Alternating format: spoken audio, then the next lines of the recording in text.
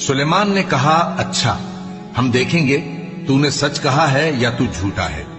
یہ میرا خط لے جا اور اسے ان کی طرف ڈال دے، پھر ان کے پاس سے ہٹ جانا اور دیکھنا کہ وہ کیا جواب دیتی ہیں۔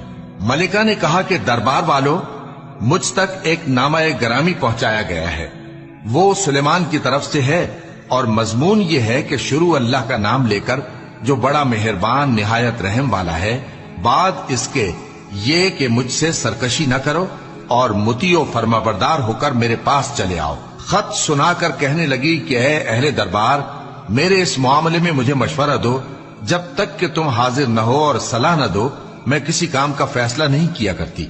وہ بولے کہ ہم بڑے زوراور اور سخت جنگجو ہیں، اور حکم آپ کے اختیار میں ہے، تو جو حکم دیجیے گا اس کے انجام پر نظر کر لیجیے گا۔ اس نے کہا کہ بادشاہ جب کسی شہر میں داخل ہوتے ہیں تو اس کو تباہ کر دیتے ہیں اور وہاں کے عزت والوں کو ذلیل کر دیا کرتے ہیں، اور اسی طرح یہ بھی کریں گے، اور میں ان کی طرف کچھ تحفہ بھیجتی ہوں اور دیکھتی ہوں کہ قاصد کیا جواب لاتے ہیں۔ پس جب قاصد سلیمان کے پاس پہنچا تو سلیمان نے کہا کیا تم مجھے مال سے مدد دینا چاہتے ہو؟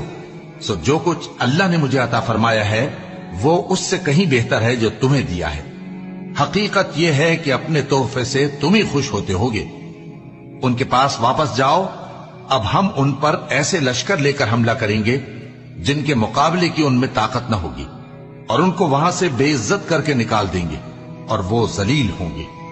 سلیمان نے کہا کہ اے دربار والو، کوئی تم میں ایسا ہے کہ قبل اس کے کہ وہ لوگ فرما بردار ہو کر ہمارے پاس آئیں، ملکہ کا تخت میرے پاس لے آئے؟ جنات میں سے ایک قوی ہیکل جن نے کہا کہ قبل اس کے کہ آپ اپنی جگہ سے اٹھیں میں اس کو آپ کے پاس لا حاضر کرتا ہوں، اور مجھے اس پر قدرت بھی حاصل ہے اور امانت دار بھی ہوں۔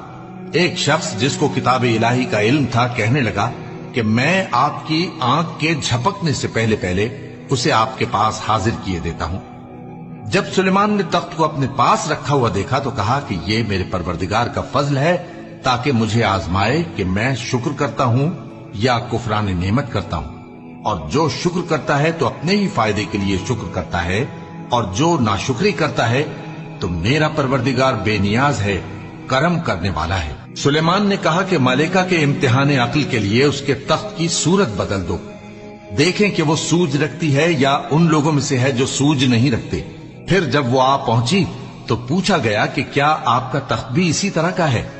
اس نے کہا کہ یہ تو گویا ہو بہو وہی ہے، اور ہم کو اس سے پہلے ہی سلیمان کی عظمت و شان کا علم ہو گیا تھا، اور ہم فرما بردار ہیں۔ اور وہ جو اللہ کے سوا دوسروں کی پرستش کرتی تھی، سلیمان نے اس کو اس سے منع کیا کہ وہ کافروں میں سے تھی۔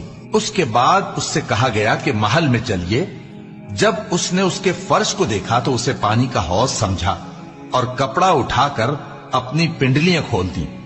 سلیمان نے کہا یہ ایسا محل ہے جس کے نیچے بھی شیشے جڑے ہوئے ہیں۔ وہ بول اٹھی کہ پروردگار، میں اپنے آپ پر ظلم کرتی رہی تھی، اور اب میں سلیمان کے ساتھ اللہ رب العالمین پر ایمان لاتی ہوں۔